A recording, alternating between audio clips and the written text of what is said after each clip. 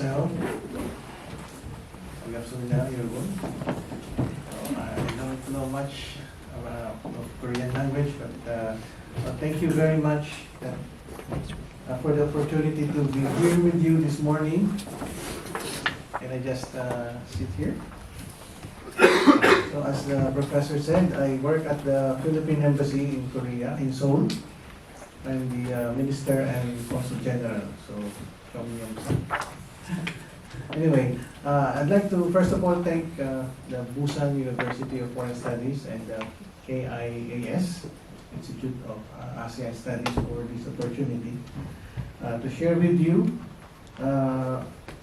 this important topic on Philippines-Korea relations.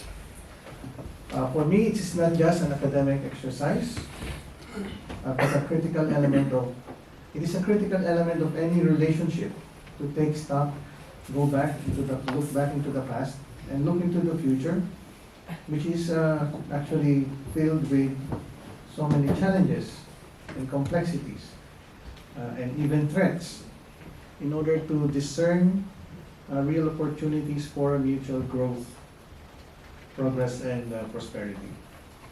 So as you can see, we have been in a relationship, Philippines and Korea, for the last 75 years, or 74, because as you can see later on, the official relationship between our two countries started in 1949. So that will be 75 next year. So the experience that we had will serve as our guide, if not our teacher, to navigate our way, to improve on our partnership, expand and deepen it further, to contribute to peace, stability, and security, not just between our two countries, Philippines and Korea, but also in the region, here in Asia and in the rest of the world. So I prepared so many slides for you this morning, but we will try to cover them all. The first half of the presentation will be about the past, looking back in the last 70 years or so. And the second half of the presentation will be about the present and the future, what we are doing and we're trying to explore. Okay, just to give you a quick idea or overview of what we're talking about, the Philippines as a country. I know these things, you can already Google it, but just to highlight some of the important facts about the Philippines. First of all, it's not a small country as I was taught to believe when I was a little pupil student. It's actually a medium-sized country with a population of 112,917,000. So, according to one estimate, it's ranked 13th in the world, with the largest population in the world. We have 7,641 islands, and the land area of almost 300,000 square kilometers.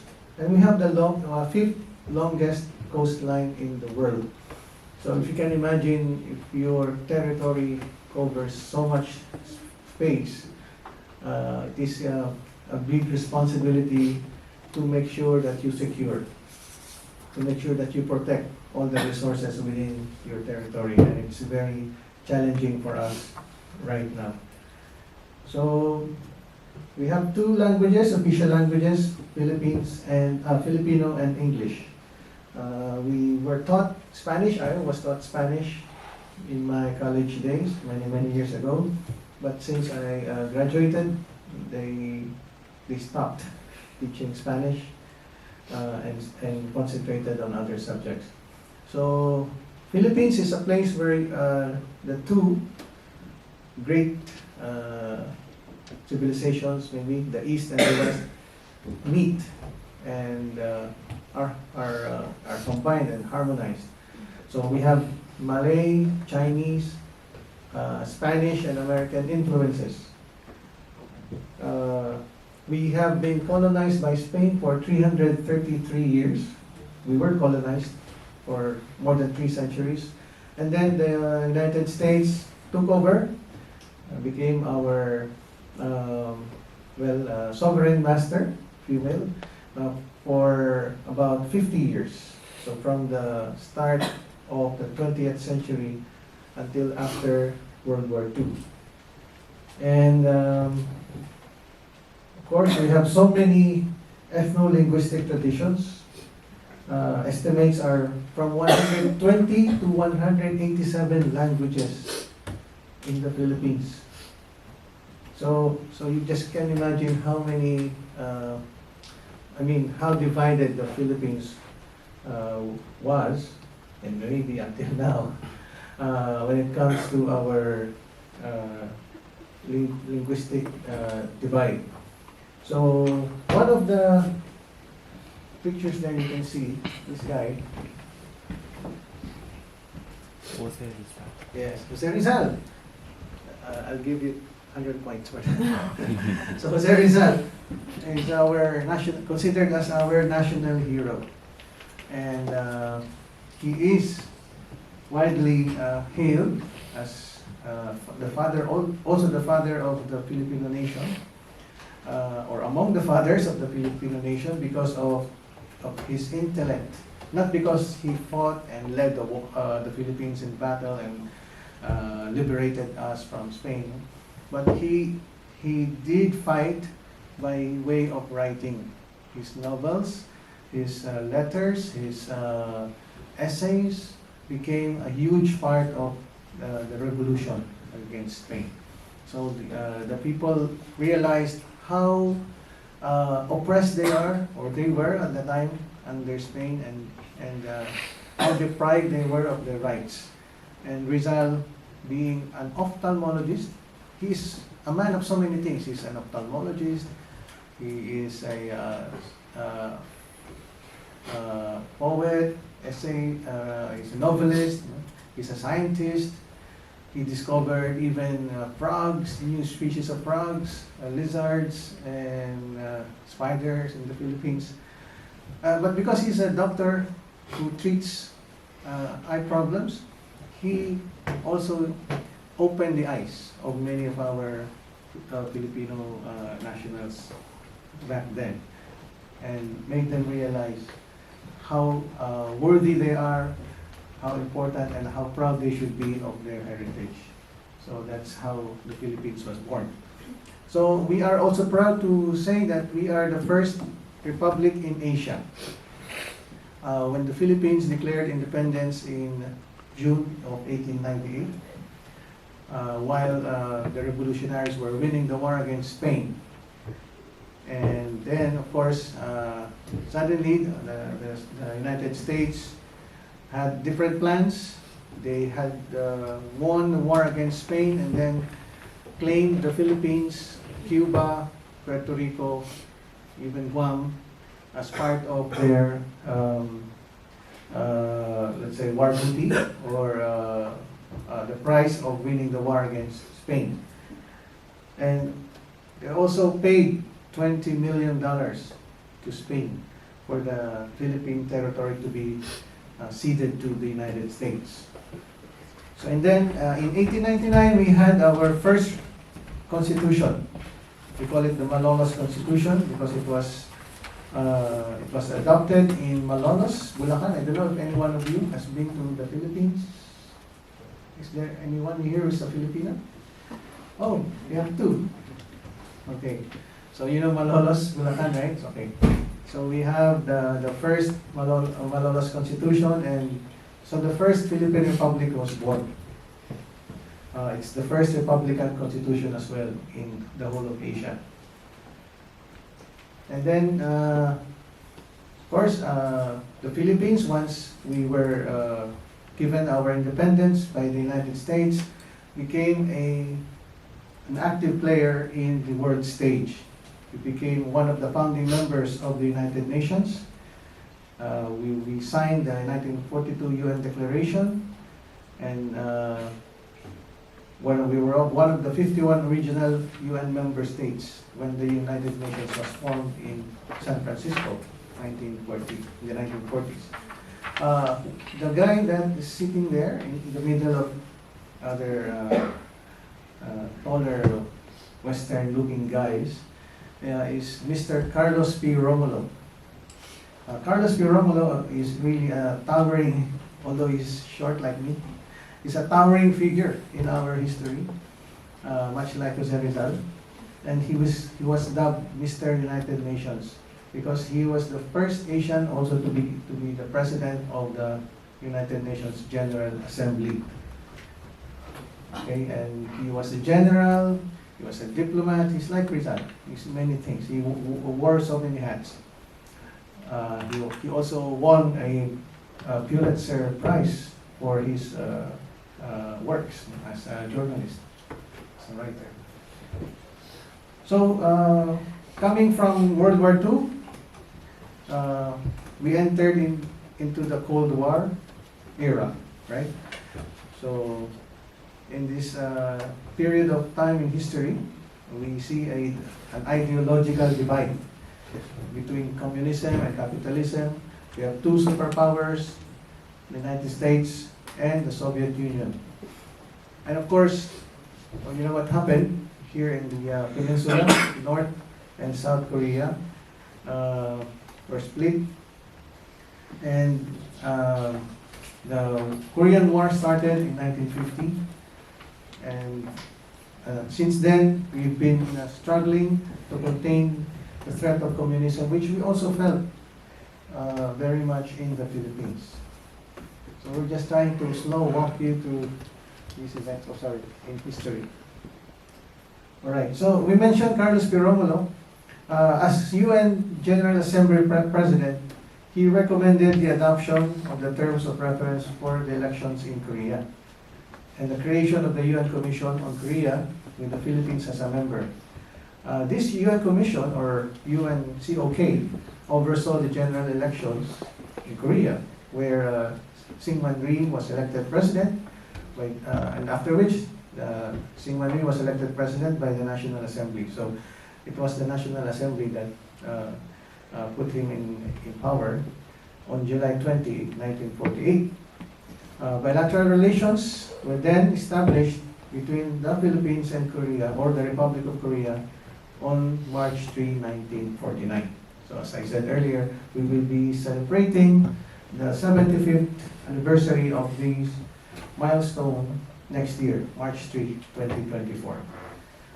And the Philippines, of course, vowed to support the Republic of Korea to defend itself during the Korean War. So now we have here the Philippine Expeditionary Force to Korea, or the PHL-ROK. So all in all, we sent 7,420 troops to Korea. 116 were killed in action, 313 were wounded, and 57 went missing. So it's a total of 5 battalion combat teams. So we sent combat troops, while some countries sent medics, some countries sent support personnel. We sent combat troops. And think about it. The Philippines was just destroyed, devastated by World War II. We were just trying to get up or rise from the ashes of World War II. But here comes the Korean War. And we as a responsible member of the United Nations, we had to stand up for South Korea. We had to, as they say in the U.S., have a dog in the fight. So we thought that defending Korea was very critical in defending democracy and freedom in the region. So the PHL-ROK made us the first Asian country to send combat troops to defend the Republic of Korea. So the president at the time was Video Quirino, who signed the Philippine military aid to the UN Act, thus giving us the legal basis to send troops to Republic of Korea. Okay, so it's a very significant point in our history, in our relations between our two countries. Just to show you, this next slide here, some men who led our combat troops became distinguished for their bravery, heroism, and call to duty. So, Captain Conrado Yap, among them, this guy wearing the white shirt. President Fidel V. Ramos, who was then a lieutenant, and then, of course, he joined Philippine politics after 1986, when we restored our democracy, and then became the President of the Philippines. He just died, actually, last year, so at a very old age, 90 plus. But he was one of the Korean War veterans. And after he became president, he visited South Korea to rekindle the ties that we have with your country. So, and then another thing to remember was we didn't just send our troops, we also sent everything that we had, the little that we had at the time, including the Sherman tanks that were left behind by the United States after the war. So it really shows how committed we were to defending South Korea and being part of the collective effort of the United Nations to turn back aggression and tyranny. Captain Conrado Yap was, together with another officer, Maximo Yang, received the highest Taeguk Medal Award. So that's why we are putting him up there. Okay, next. So as a result of that 3-year war, we also take note of the fact that Korea has not forgotten the sacrifices made by the Filipino troops. In fact, Korean government put up a monument in Goyangsi, in Gyeonggi-do, and to memorialize the heroism of Filipino soldiers, especially those who died.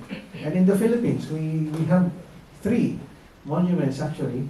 One in Taguig City, another one in Marikina, and the third one is in the Philippine Military Academy in Baguio City.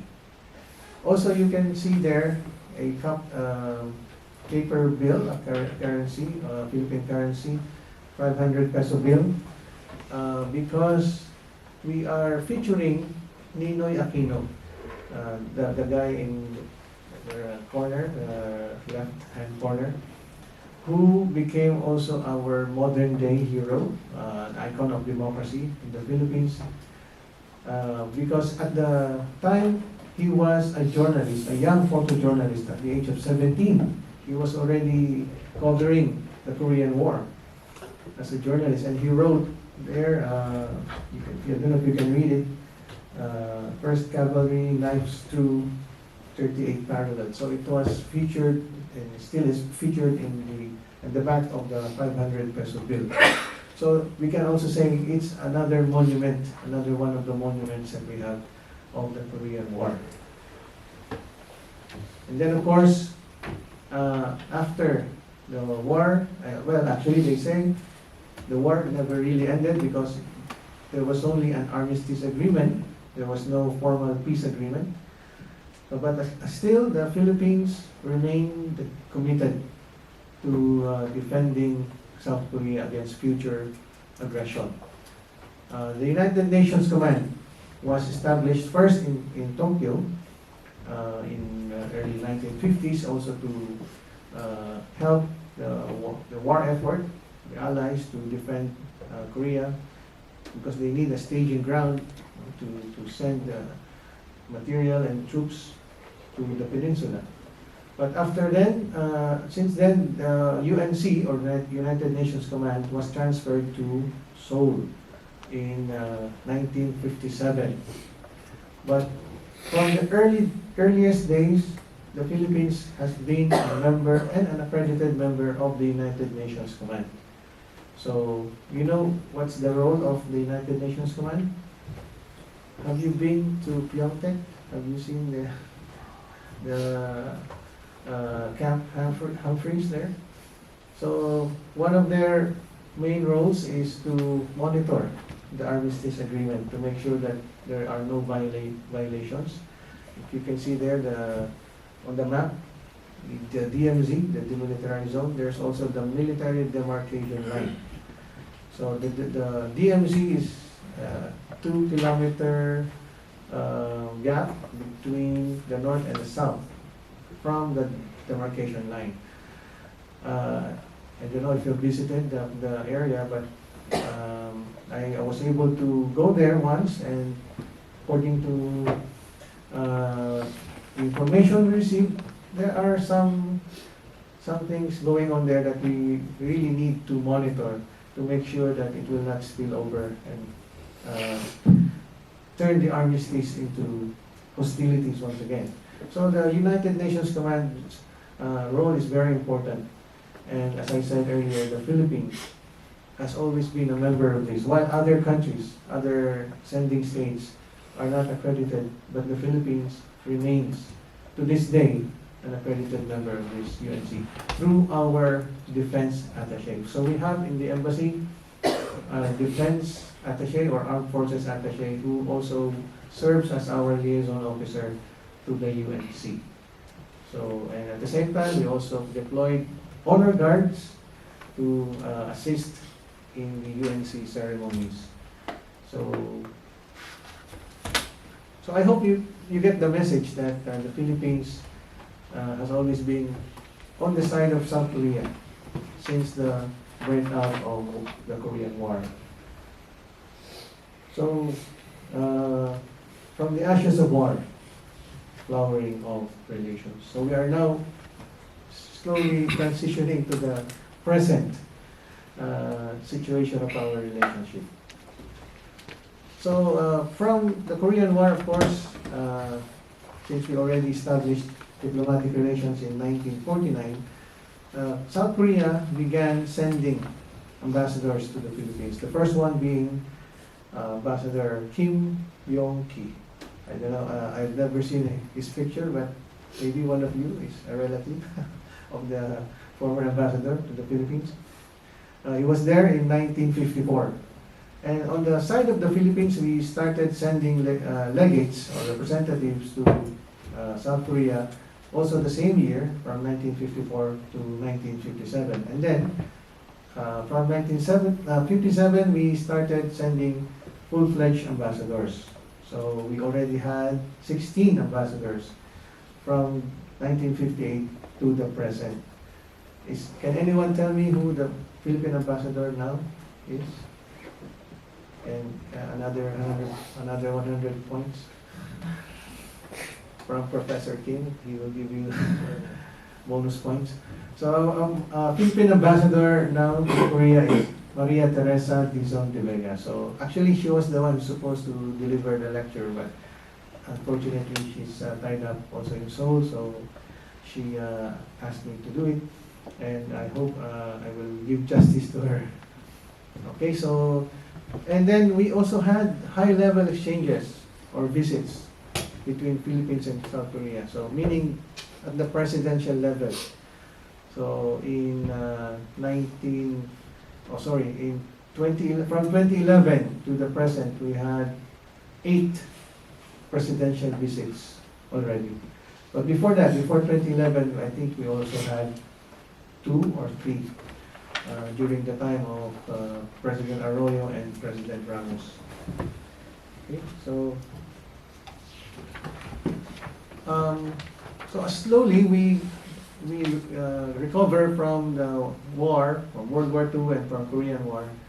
We began, of course, increasing our engagement with Korea, with South Korea. So we signed um, 61 agreements, which cover agriculture, development, cooperation, air services, all kinds of important areas that we need to cooperate on. Education, defense, labor, what else? So you can see there on the list, a lot of areas that were covered by our bilateral agreements, including visa. Well, just a note on the visa, by the way. Koreans can travel to the Philippines visa-free, you know that, right? So you're one of the few privileged countries that can visit the Philippines without the need of a visa. So you just present your passport and you're good. For us, Filipinos, we need to apply for a visa at your embassy, Korean embassy in Manila, or Korean consulate in Cebu. So maybe we can try to balance things later on in the future. All right, so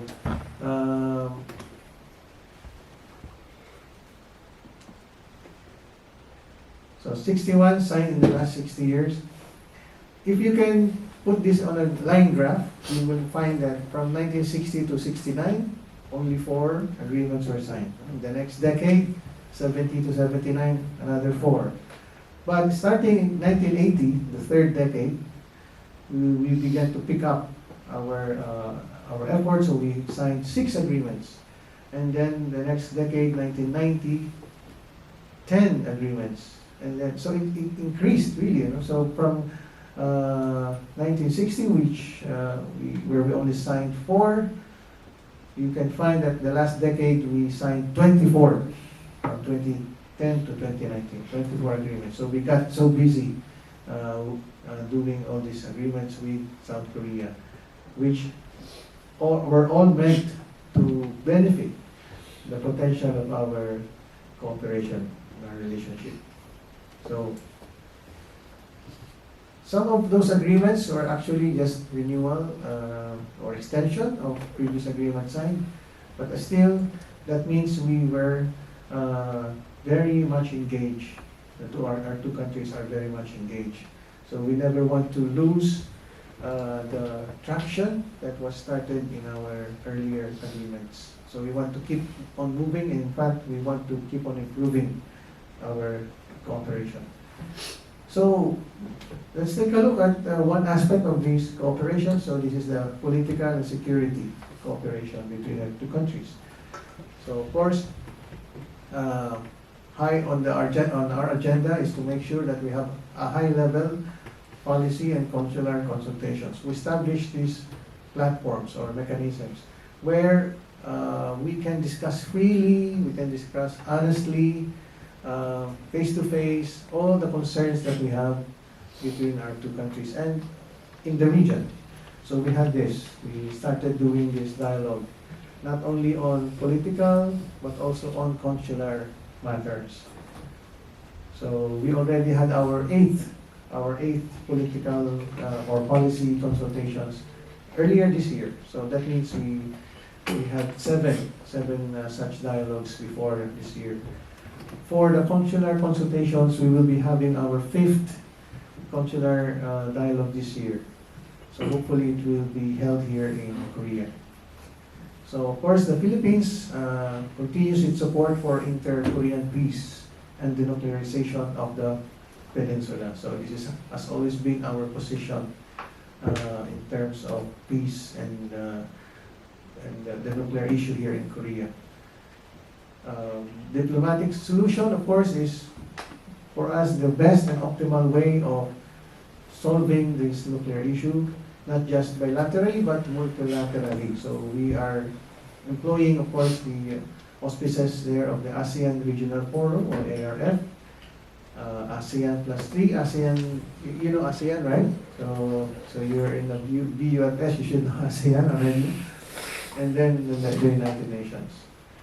And then, of course, we are also venturing into non-traditional areas of security cooperation, which we will find earlier as covering traditional territorial defense, but human security, health security, even food security can all be put under security issues. Okay, now I mentioned ASEAN, so this is already very familiar to you. ASEAN and South Korea have also been quite close since the 1990s. We consider Korea as one of our dialogue partners, so since 1997. So the ASEAN Regional Forum is the only regional dialogue which is attended by both the South and the North Korea. So this is the only place where they can meet and discuss, again, freely, frankly, all the things that concern your two countries and our region. Then the ASEAN Korea Center was established here in 2009. I don't know if you've been to Seoul and seen this ASEAN Korea Center. Yeah, it is managed, of course, by the Korean Ministry of Foreign Affairs together with 10 embassies of ASEAN in Seoul. So again, that shows us how closely we are working together on regional matters. So this is one of the traditional security cooperation that we have with you, Philippines and Korea. So we are relying on Korea as a partner for our modernization program. So if you can see there, the BRP Jose Rizal, named again after our hero, national hero Jose Rizal, was purchased from South Korea. So we know how Korea has far advanced technology in building ships, building defense material and equipment, weapon systems even. So we are diversifying our sources of these assets, not just relying solely on the United States, but also on our partners like Korea. So South Korea is a major source of equipment and other platforms. Then from 2020 to 21, we had 2 frigates delivered to the Philippines by Hyundai. So one is the BRP Jose Rizal, and the other one is Antonio Luna, another one of our heroes. And then of course we are having this continuing training and student exchange programs at the cadet and officer level. So, okay, so we are actively engaged again in the area of defense and security. What about the development cooperation? So we can see here how much the Republic of Korea has contributed to our development in the Philippines by way of providing grants and loans. So a total of $2.1 billion annual contributions, okay, have increased from 7.24 million in 1991 to $127 million in 2020. So the yearly contribution has increased. So, and we reached a total of 2.1 billion after 30 years. So since we established this cooperation in 1991. So we know how it supports generously other countries in this regard. So it even offers the best possible, I think, if I'm not mistaken, the best interest rates among other grant giving countries. So now labor, we are very, very closely connected with you in terms of labor and migration again, because not just because we are practically neighbors, but also because many of our nationals looking for opportunities to work and support their families abroad tend to be attracted by the economic progress here in South Korea. So as you can see there, from 1993 to 2010, so well, some years we have lean, and in like other years we have more than 10,000 workers coming here to South Korea, especially in 2006. There's one possible explanation why it went down from 2006 to less than 2,000 in 2009, because Korea, or one of the biggest companies in Korea, I think Hanjin, established its presence in the Philippines, in Subic, where they employed thousands also of Filipino workers. So it's possible that instead of going abroad, the workers remain in the Philippines to work for Hanjin. And also you can see there, 2004, there's a significant spike in the number of workers coming to Korea. This is because of the introduction of the EPS. I don't know if you're familiar, the Employment Permit System. So it's a government-to-government arrangement. So I think Philippines is one of 16 countries who deploy workers to Korea under the EPS. So now I think this will be a little bit more interesting because we're talking here more friendly relations between our two countries. So Philippines and Korea started to move away from merely sending troops, merely having military presence here, to sending more people to Korea in different fields, cultural, labor, so entertainers started coming over. And in fact, in the early 1960s, some Filipino contractors and workers helped in the reconstruction efforts of South Korea. You can see there the building, the gymnasium, was built during this time by Filipino contractors and workers. And two other buildings in the heart of Seoul, I think the U.S. Embassy and the former Ministry of Culture and Sports. So you can see also there in the slide, guy with shades and long hair, hippie looking guy. His name is Freddy Aguilar, and he became so famous in the 70s with his song Anak. Anak in Korean means Aki or Ari, something like that. So a child. So the song was translated into 26 languages, including Korean.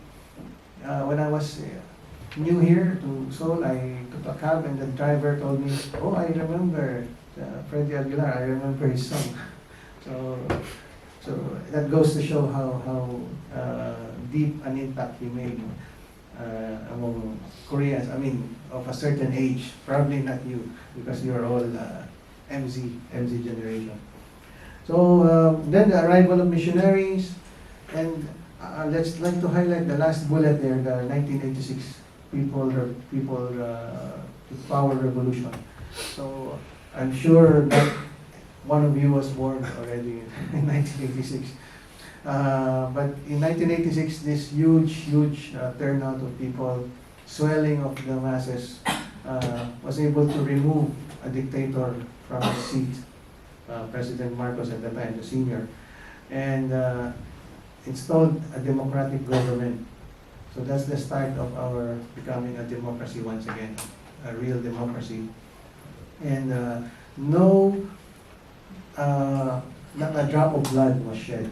So it was a peaceful, bloodless revolution.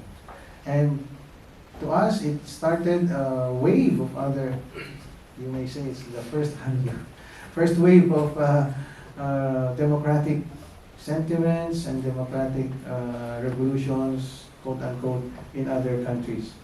So after that, Berlin Wall fell down, of course, USSR collapsed. South Korea also in 1987 had your own democratic government under a democratic constitution, and also in Europe, many countries there. So those were the nuns, sorry, just to go back, those were the nuns who were guarding the people from tanks who were aimed at the protesters. Okay, so there were more exchanges in the 1990s after the EDSA revolution. So we, of course, we covered the trainee system. Before the EPS, there was the trainee system of employment for foreign workers in Korea. More students came over to Korea, even teachers. And then these marriages between Filipinos and Koreans, we started seeing in the 1990s. I don't know if one of you is Filipino-Korean, I'm not sure, but many of those who got married to Korean nationals, of course, stayed here and they raised their families here and became part of the Korean culture and society. So missionaries started coming over to help out in the migrant support centers. And we also saw the rise of Filipino community organizations.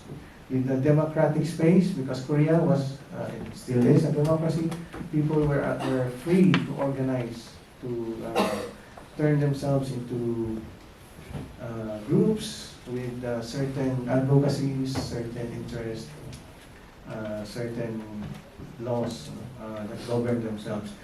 Okay, so these are some of the famous personalities that you probably know or may not know. On the top, you see Miss Jasmine Lee. Do you know her? Does anyone recognize her? Jasmine Lee. She's the first non-Korean member of the parliament, of the assembly. So she was elected as a member of one of the smaller parties here in Korea. She became a representative. And then, of course, in 2006, a certain woman named Emily Habate, it's not on the slide anymore, made news after receiving a visit from President ROMULO, who gave her an award for her devotion to her ailing mother-in-law since moving in with her Korean husband in '96. So there's big news then. A certain marriage migrant named Emily Habate was given an award by President ROK. And then, of course, I mentioned Jasmine Lee. But before Jasmine Lee, there's another Filipino woman, Judith Fernandez, who tried to run for a seat in the assembly. And then the second photo on the bottom part, you know her? You know her, right? Sandara Park. So, another connection between the Philippines and North Korea. So just to give you an overview of the trade aspect, at that, whatever available data that I can show you right now, from 2006 to 2022, you can see there that the trend is going up, right? So if you average it, it's still going up year by year. So this is Philippine exports to Korea.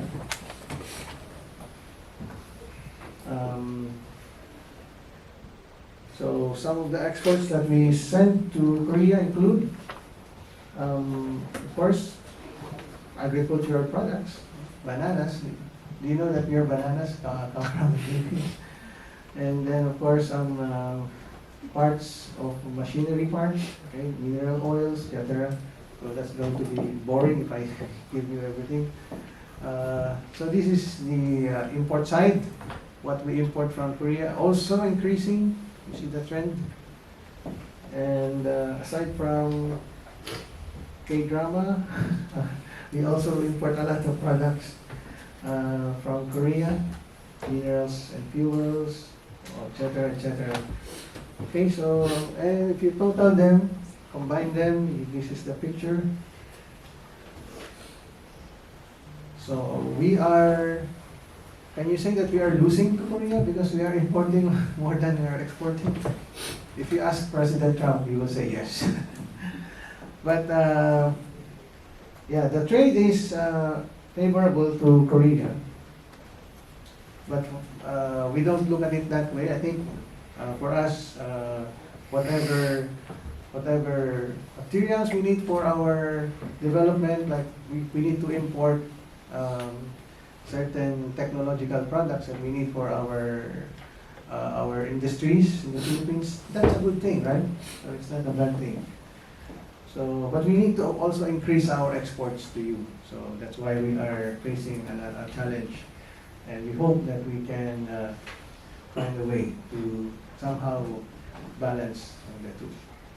Alright, so this is the tourism. You can see here, also there's an imbalance. More Koreans are visiting the Philippines than Filipinos visiting Korea. So that definitely it's a good thing also for us, because it means you are bringing in some opportunities for our people to increase their income. So if you are visiting there as a tourist, of course there are plenty of ancillary services that will benefit from tourism.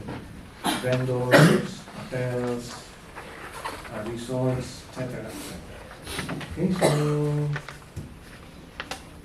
now we move to the half where we look at the present and probably peek into the future of our relations. So this is the snapshot, by the way, on the left side. You can see there some of the highlights in our relations. Okay. So of course, we start at the very top.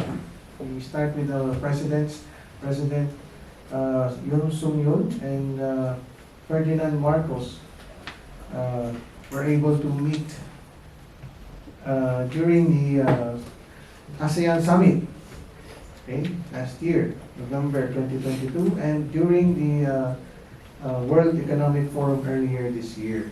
So it's always important for two leaders to meet. It's always important because it sets the tone for all the rest down the line, the rest of the officials, agencies, to cooperate, to talk. Of course, not everything can be solved in one meeting, so that's why setting the tone is important for the future of our relations. Okay. And then, of course, the former president was here also, former President Gloria Macapagal-Arroyo. She met with her counterpart in the National Assembly, and the speaker, deputy speaker. She also met with the Prime Minister. Again, having these high-level meetings, it's like an oil to a machine, right? So it facilitates more dialogue, more opportunities to explore ways of improving our relationships and talking about issues, if there are any issues. All right, and then we also supported the call of the Korean government and the U.S. government to come out and speak up against corruption during this Summit for Democracy held in Seoul just recently. Okay, and then one of our senior officials who already retired but is still active in the ASEAN scene, Ambassador Elizabeth Buen-Suceso, came over to deliver lectures on ASEAN centrality. By the way, have you heard of that phrase, ASEAN centrality? Are you familiar with it? So it's your homework. Try to learn more about it if you haven't done it yet. So she also pitched for gender equality because she came here during the International Women's Month, March. So is gender equality important? Yes, of course. It's a rhetorical question. So then again, we are trying to open up new frontiers for cooperation. So that's why we have this maritime dialogue between Philippines and Korea. Okay, back in I think this was in September last year. By the way, that was in Busan, so very close to home. This dialogue was held here in Busan last year. So Busan, by the way, is very important in terms of our engagement with Korea. A lot of things are happening here in Busan. So you might bump into one of our visiting officials now and then because they're attending a meeting here, conference there. Okay. So then we have, of course, the agriculture and fisheries cooperation, as I mentioned earlier. We set up like a platform for dialogue on these issues in 2019 when we signed an MOU. So we began the process. Okay, we started it already. So for trade, first we already have the free trade agreement. We already concluded it, but we haven't signed it yet. But we hope we can do it this year. So there you go. Those are the priorities that we have for trade. So free trade agreement concluded last year. Oh, actually, late 2021, and then we have the Joint Commission for Trade and Economic Cooperation. So we have so many mechanisms for engaging each other in different areas. So another one is here, the JCTEC. Okay, and then we are promoting this coffee. We are engaging the Korean importers. Okay, here another important element or contribution of Busan is the film industry. So we are engaging Korea with our own creative industries. Okay, so I'm just browsing through all these. So also in the area of intellectual property, we signed an MOU to help us protect intellectual property rights in the Philippines by training, etc. Here, another important area is the nuclear energy. We're exploring possible cooperation. We've given Korea's technical expertise in building modular reactors. So smart cities, we already mentioned this. And then the labor, we are increasing our participation in the EPS. I guess more foreign workers are needed here in Korea as you continue to grow in your industry. So tourism. Okay, I think that's it. Is that it? Not moving. Okay. It's not moving. It's not working. Okay, there you go. Sorry. Okay, so all the last few slides will just show us all the other areas that we are trying to introduce or explore. I don't know if you know this, we are sending basketball players now to Korea. And we have this guy, Mr. Barrientos, who even won the Rookie of the Season award this year. Okay, so then of course we try to make our community, Filipino community, feel that they are recognized, protected, and empowered, so we engage them as well. So there it is. 감사합니다.